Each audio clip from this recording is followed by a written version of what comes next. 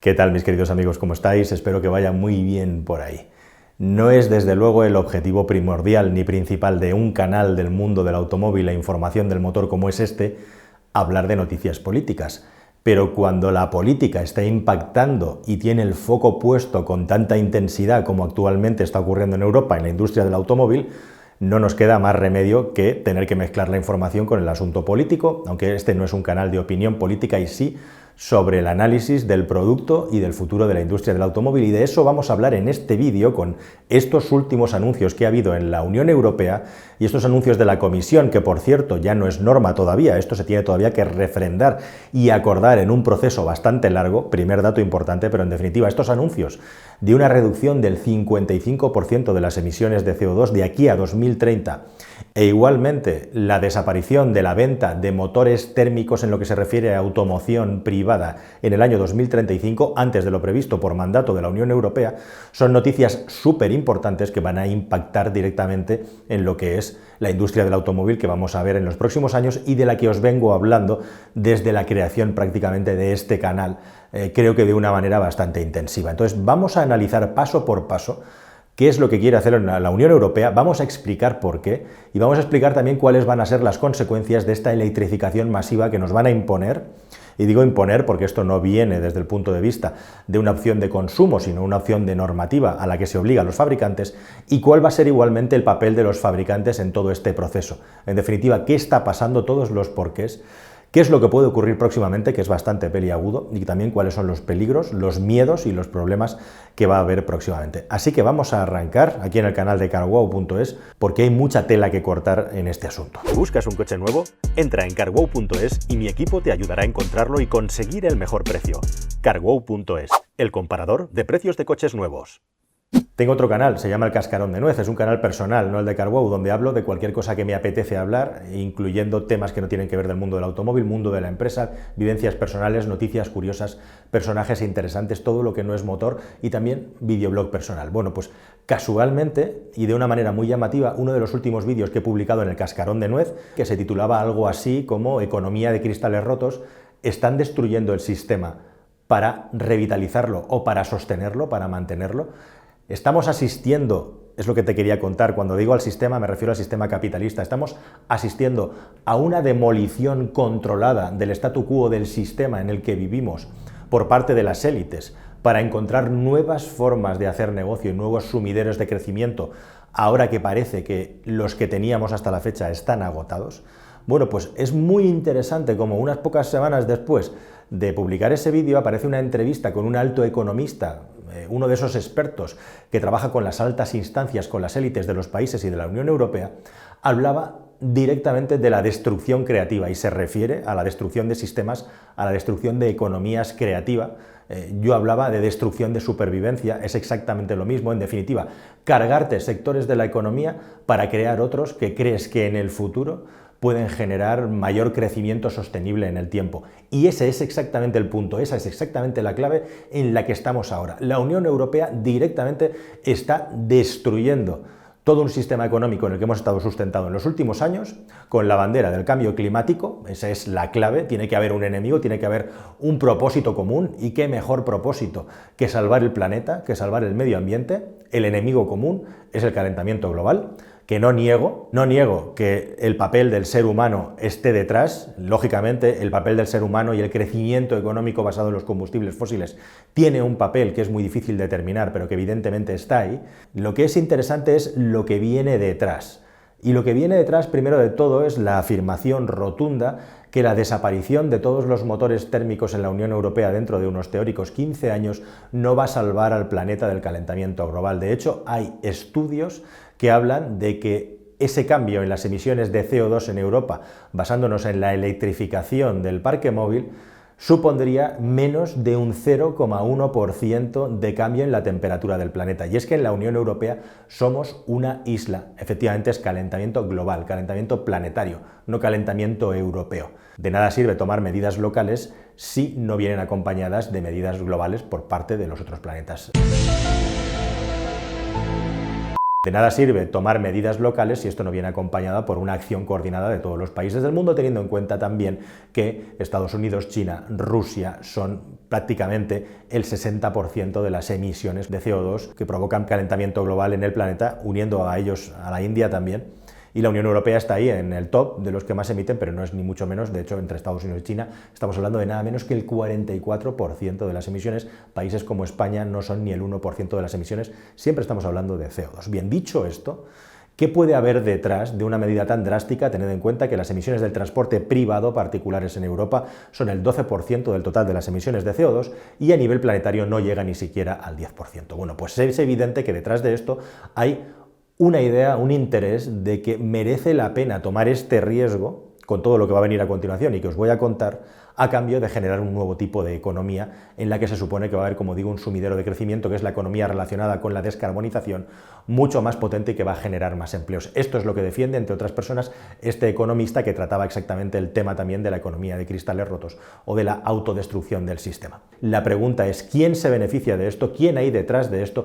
¿Quién lo va a liderar? ¿Y va a cambiar esto la vida de las personas? Bueno, lo que muestra esto en definitiva es que esta revolución verde que quiere acometer la Unión Europea es una medida sobre todo económica, porque en la Unión Europea yo creo que no son tan tontos como para no saber que no vamos a cambiar el calentamiento global simplemente cambiando una serie de países en el territorio de la Unión Europea. Así que sobre todo esta es una decisión económica que, como digo, tiene el potentísimo justificante del calentamiento global. Se tiene por parte de las élites la excusa perfecta para crear una nueva economía. Y hay mucho miedo dentro de la Unión Europea a que ocurran fenómenos aquí a la vuelta de la esquina. Ya lo estamos viendo con el coste de la energía, de la electricidad, como es el de los chalecos amarillos, pero amplificado y salpicado por toda Europa a partir del año que viene. Así que ya se tiene en cuenta que va a tener que haber unos fondos de compensación y de ayuda para que todas aquellas clases más desfavorecidas puedan salir adelante en este encarecimiento que va a haber de muchas cosas. La más evidente es la energía. ¿Quiénes son los mayores beneficiados de todo esto? Por supuesto, las compañías eléctricas, compañías que casualmente han sido hasta la fecha las que más puertas giratorias han tenido con los políticos. No hay que olvidarlo. E igualmente también la industria del automóvil. Al final esto es un pulso y la industria del automóvil al final se ha dejado ganar el pulso, convencida de que la electrificación es una nueva manera de generar un nuevo mercado.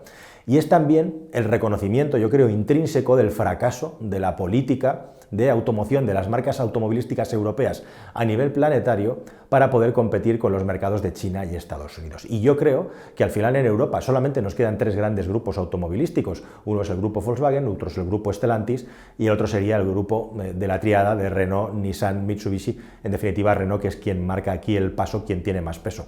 Bueno, pues al final estos tres grupos han decidido que es bueno para ellos también, por supuesto con jugosísimas ayudas que van a salir de la Unión Europea y de los Estados para desarrollar la electrificación en conjunción con las compañías eléctricas que van a trabajar por generar una electrificación de la economía mucho más verde a partir de las renovables. Veremos a qué coste en el futuro, pero todo esto en definitiva al final también forma parte de un plan de las compañías automovilísticas de decir, nosotros no podemos estar jugando a dos bandas, no podemos estar jugando a seguir peleando con el motor térmico y a seguir peleando con el motor eléctrico porque no nos da, y además la normativa hace, y esta es una de las consecuencias más importantes, que a partir de 2025, cuando llegue la Euro 7, los vehículos con motor de combustión van a ser más caros para poder pasar la normativa porque van a tener que estar hibridados sí o sí. Y esa una primera consecuencia que trae, ya centrándonos en la industria del automóvil y lo que viene, es que los coches van a ser cada vez más caros, pero especialmente los coches baratos que ya están desapareciendo de la faz de la tierra. No paro de recibir comentarios de personas que dicen hasta que este coche no valga 11, 12, 13.000 euros no me lo voy a comprar. No te vas a comprar un coche en tu vida entonces porque eso no va a ocurrir jamás. No te vas a comprar un coche en tu vida entonces porque eso no va a ocurrir jamás. Y más que va a ocurrir próximamente que los coches baratos van a desaparecer. Y sí, te vas a poder comprar coches como vehículos precarios chinos que llegan aquí con las medidas de seguridad suficientes para poder pasar las homologaciones por 9.000 y por 10.000 euros, eso está a la vuelta de la esquina, que te lo puedas comprar, pero va a ser un coche de menos de 3 metros y con una autonomía eléctrica que con la tecnología que tenemos actualmente en condiciones reales no va a pasar nunca de los 130, 140, 150 kilómetros a lo sumo. Si ese es tu concepto de automóvil, lo vas a tener por 10.000 euros. pero si buscas algo más, desde luego no lo vas a encontrar en ese orden de precio de los 12-15.000. Y eso va a impactar directamente también en la forma en la que se venden coches. Los coches cada vez más caros, especialmente a partir de 2025, en lo que se refiere a los coches térmicos, que al final van a ser un producto de lujo. Los coches eléctricos cada vez más baratos. Se habla de que las curvas de precios se crucen alrededor de 2025-2026, que las equivalencias ya estén a igualdad de precio. Vamos a verlo. Cuánto baja el precio del eléctrico y cuánto sube el precio del térmico. Imaginad que nos están vendiendo que el precio del eléctrico se va a bajar radicalmente, hasta un 40%, pero imaginad que no baja tanto y lo que sube es el precio del térmico. Estarían igualados igualmente, ¿no? Hay dos factores aquí en juego, vamos a ver cómo se balancean entre ellos. Eso es un factor muy importante. El segundo factor más importante es que lógicamente cada vez menos personas van a comprar coches nuevos. A las marcas de coches esto les da un poco igual, porque ya todos los fenómenos del renting y propiedades que no son propiedades sino alquileres a corto, medio y largo plazo ya están funcionando, y todos los vehículos van a tener varias vidas, se van a vender varias veces. La primera va a ser a través de un renting, la segunda va a ser a través de un re-renting, aquellos coches que lleguen con entre 40 y 60.000, 80.000 kilómetros, y la tercera vez va a ser la venta de este vehículo. Entre medias, lo que puede ocurrir igualmente es que podemos tender hacia una cubanización del parque móvil, en el que muchísimas personas van a tomar la decisión de que no quieren tirar por un coche eléctrico, no por una cuestión de que no quieran pagarlo, sino por una pura cuestión de conveniencia. Vamos a ver cómo se desarrolla la red de coches eléctricos, vamos a ver cómo se recargan, dónde y con qué frecuencia, y vamos a ver cuántas personas deciden tirar ad infinitum con su vehículo térmico mientras vaya tirando, y cómo impacta esto igualmente en lo que es la longevidad y también la edad media de los automóviles que va a haber en el mercado próximamente. La autoridad tiene la potestad de ir limitando cada vez más los movimientos de estos vehículos, pues a través de las etiquetas, y cuáles son las prebendas que estas etiquetas van a tener o se les van a ir quitando a la hora de entrar en las grandes ciudades. Y aquí va a haber un choque de trenes, en el que, sumado al choque del precio de los combustibles, a los que se les van a subir los impuestos, y en 2022 vamos a tener una subida radical del gasoil, nos vamos a tener que acostumbrar probablemente a tener los combustibles sobre el €1,5 en muy poco tiempo, ya lo tenemos, ¿no?, pero de una manera continuada y balanceada.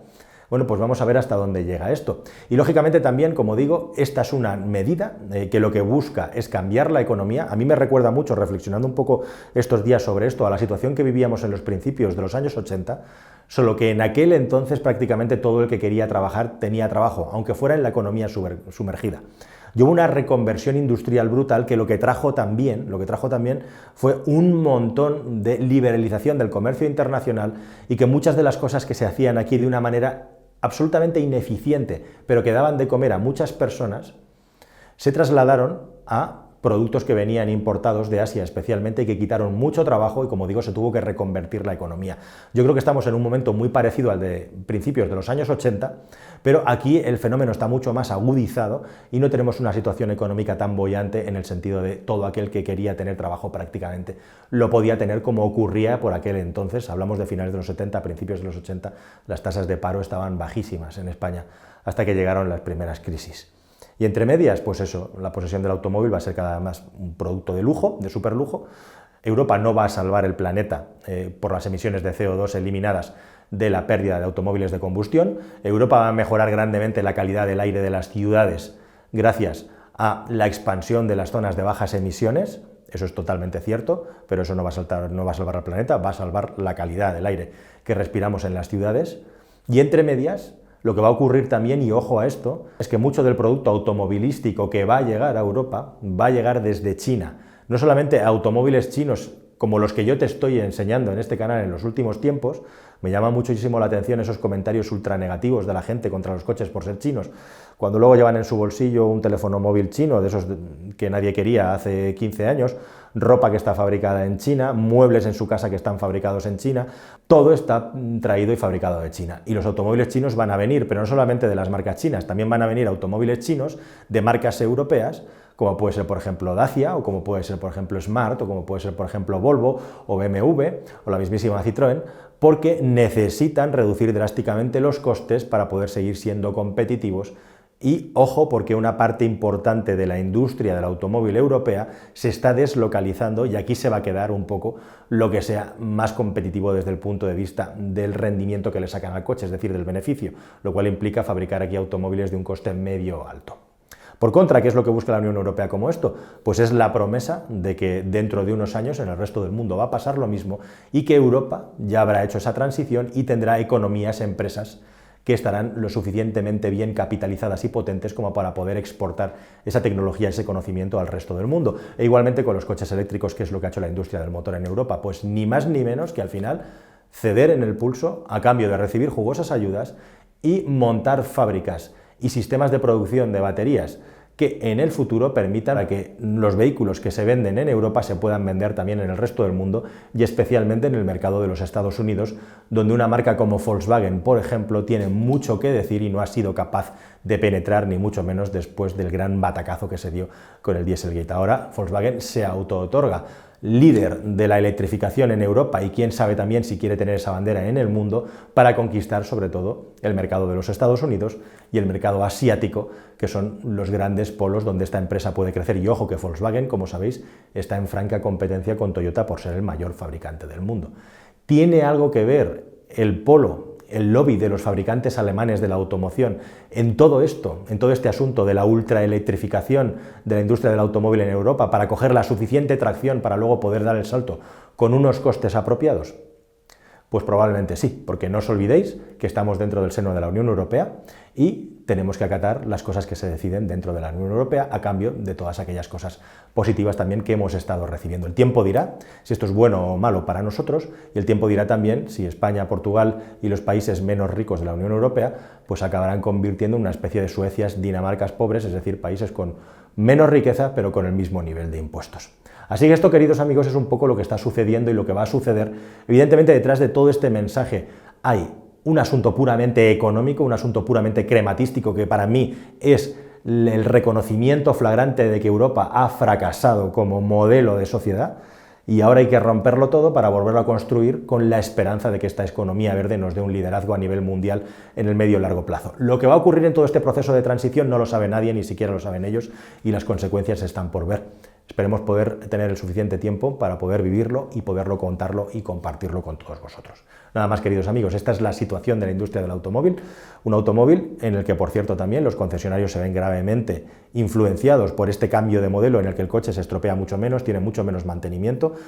Grupos como Stellantis quiteándole los contratos de distribución a los distribuidores de coches tradicionales, las empresas de renting llevándose todos los márgenes de descuentos con las compras masivas de coches. La propia industria internamente también va a cambiar de una manera radical y va a haber actores que van a salir muy perjudicados si no son capaces de adaptarse a todo este cambio tan radical que va a haber en el que los coches se van a vender 3 y 4 veces a lo largo de su vida útil bajo el control de la marca o al menos la supervisión.